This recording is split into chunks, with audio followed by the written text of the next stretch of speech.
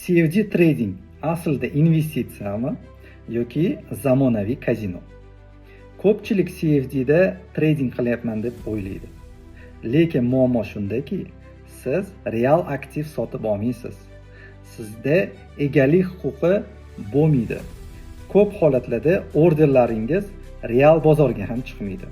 CFD brokerlar ko'pincha internal system, to есть ichki sistemada ishlaydi.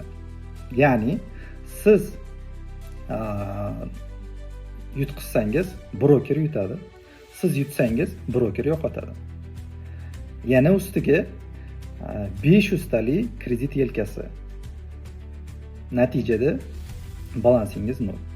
Shu sabab ko'pchilik retail trader uchun CFD investitsiyadan ko'ra gambling, to есть kazinoga yaqin bo'lib qoladi. Professional trader esa riskni boshqaradi. Retail trader esa ko'pincha tez boyishni qidiradi. Bozor eng qiyin narsasi bu pul ishlash emas, to есть omon qolish hisoblanadi.